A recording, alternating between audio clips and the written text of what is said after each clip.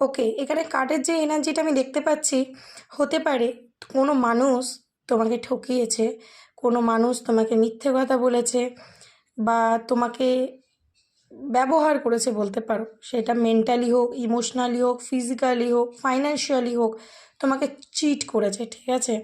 তো তোমার মন মেজাজ পুরো ভেঙে দিয়ে সে চলে গেছে, তোমাকে ঠকিয়ে সে চলে গেছে। সে ভেবেছে হয়তো আমি জিতে গেলাম, আমি তো তাকে ঠকিয়ে দিলাম, খুব খুশি সে।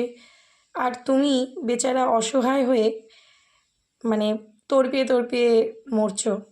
হতে পারে কোনো মানুষ রিলেশনশিপে তোমায় ঠকিয়েছে, সেটা তোমার হাজব্যান্ড ওয়াইফ হোক, বা তুমি এক্সট্রা ম্যারিটাল অ্যাফেয়ারে থাকো, বা নর্মাল লাভ রিলেশনশিপেই থাকো, কোনো মানুষের তরফ থেকে তুমি খুব আঘাত পেয়েছো, এটা দেখতে পাচ্ছি। তো জাস্টিস তুমি পেতে চলেছো, ঠিক আছে?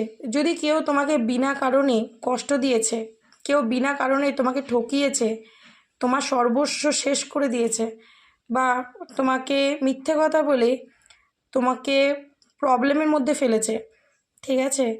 তো এখানে দেখতে পাচ্ছি ঈশ্বর অবশ্যই তার বিচার করবেন এবং তুমি জাস্টিস পাবে। কারণ অন্যায়, ঠিক আছে, ঈশ্বর কোনো দিন মেনে নেন না, এবং কর্মফল কোনো দিন কাউকে ছাড়েন না, ঠিক আছে? কর্মফল এমনই একটা জিনিস, যেটা যেটা করবে সেটা তোমায় ভুগতেই হবে। তো কোনো মানুষ যদি তোমাকে সম্পর্কে এসে ঠকিয়ে গেছে, বা যে কোনো জায়গায় তুমি চিট হয়েছো, তো তুমি কিন্তু জাস্টিস পেতে চলেছো, ঈশ্বর তোমাকে বলছে, ওকে? তো ঈশ্বরের ওপর জাস্ট ভরসাটা রাখো, এবং ঈশ্বরকে ধন্যবাদ দিতে থাকো যে তুমি ক্ষমা করে দিলেও, ঈশ্বর ক্ষমা করে দিলেও প্রকৃতি ক্ষমা করবে না। তো যে তোমার জীবনকে এলোমেলো করে দিয়েছে, তোমাকে কষ্টর মধ্যে ফেলে চলে গেছে, তোমার কথা ভাবেনি, ঈশ্বরও তার কথা ভাববেন না, ঈশ্বরও তার কর্মফল থেকে ফিরিয়ে দেবেন, okay? So claim this energy and thank you so much, God bless you.